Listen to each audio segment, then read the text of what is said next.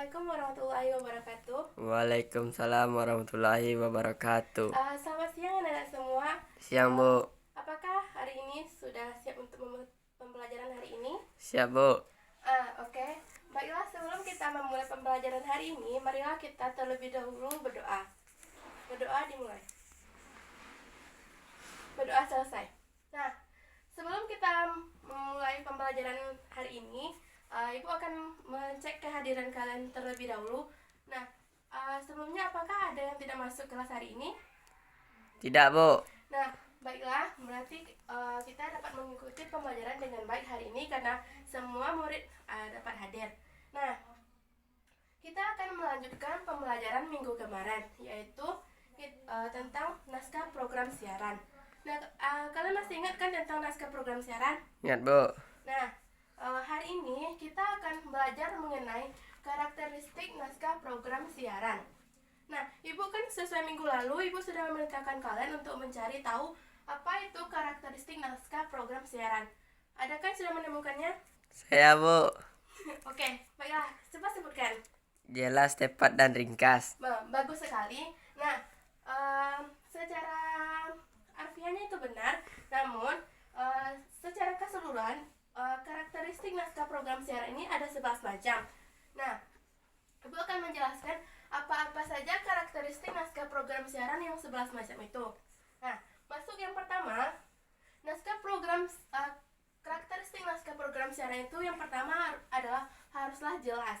Nah, haruslah jelas di sini maksudnya bahwasanya pada saat kita menulis naskah, itu naskah yang kita tulis itu harus jelas. Supaya dapat dimengerti dan dipahami oleh orang yang membacanya.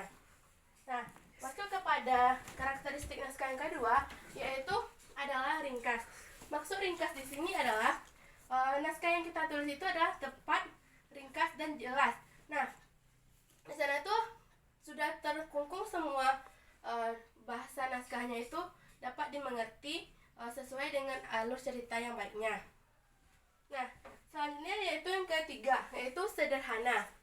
Sederhana berarti adalah pada saat kita menulis naskah tersebut tidak boleh menggunakan pengulangan kata. Kata yang itu harus sesuai dengan prosedur yang telah kita sesuaikan dengan naskah yang kita buat. Nah, masuk yang keempat, yaitu adalah aktif.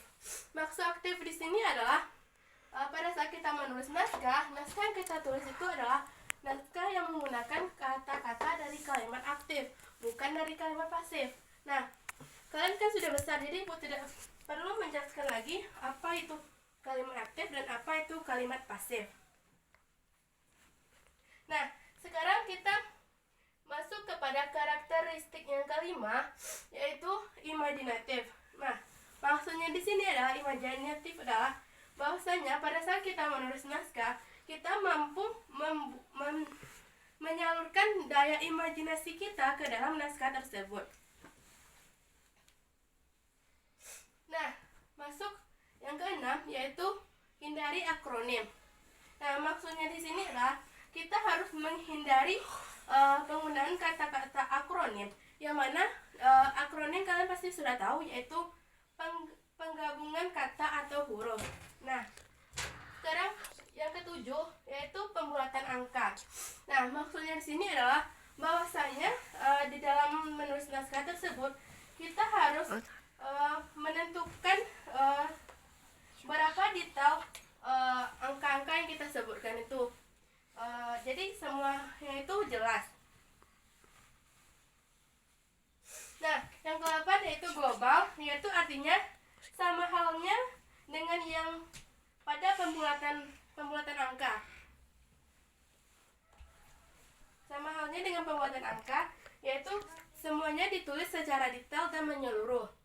Nah, kalau yang ke-9 yaitu logis.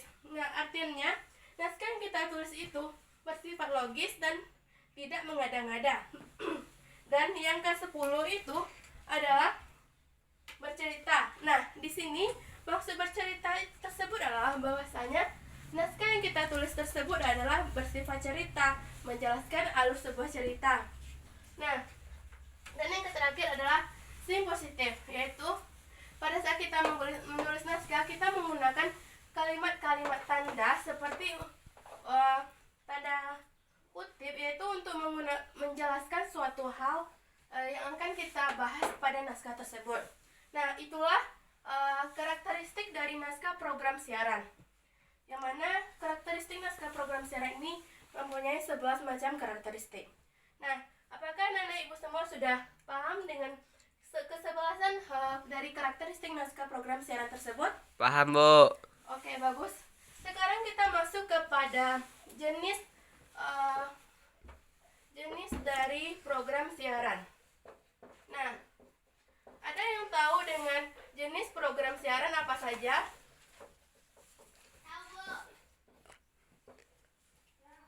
Saya, Bu. Apa saja itu?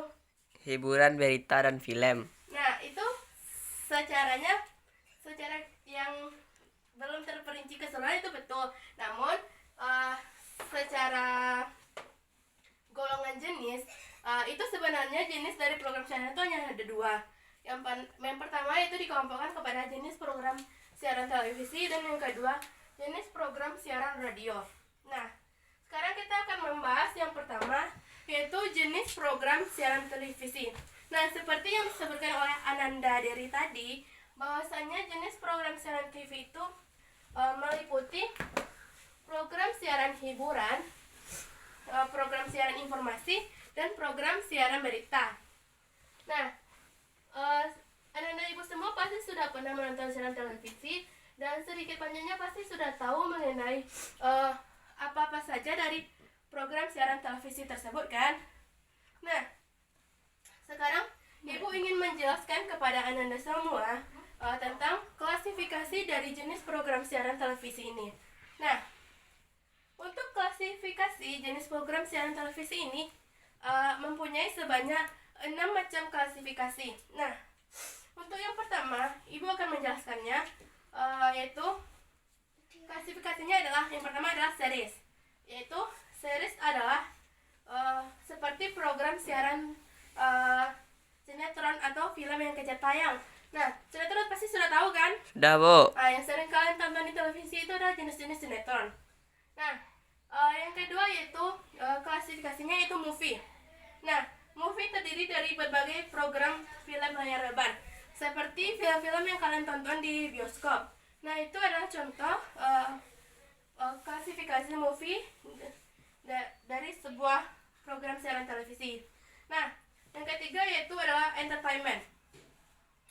Nah, entertainment ini berisi berbagai macam hiburan ringan, seperti acara-acara hiburan televisi seperti stand up comedy. Nah, itu adalah bentuk dari sebuah entertainment. Nah, yang keempat yaitu news. News ini adalah bentuk sebuah program siaran televisi seperti berita. Nah, berita pasti sudah tahu, kan, sering melihat berita televisi seperti berita liputan 6 pagi atau liputan 6 petang. Nah, sekarang yaitu yang kelima. Yang kelima ini adalah informasi atau soft news. Ya, seperti berbagai macam wisata kuliner.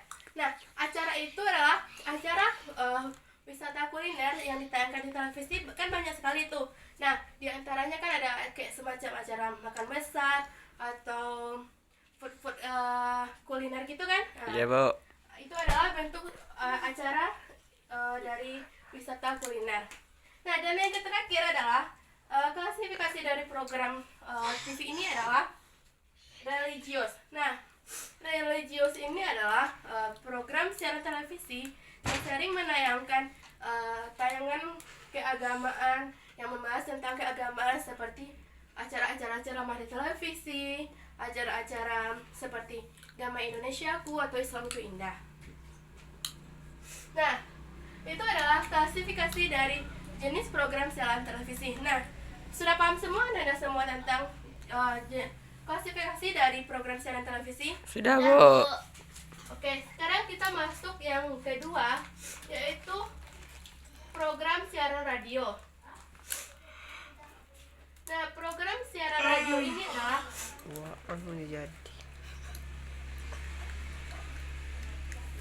program siaran radio ini adalah yang sering ditayangkan di radio. Nah, sebenarnya program siaran radio ini tidak terlalu banyak yang akan dibahas.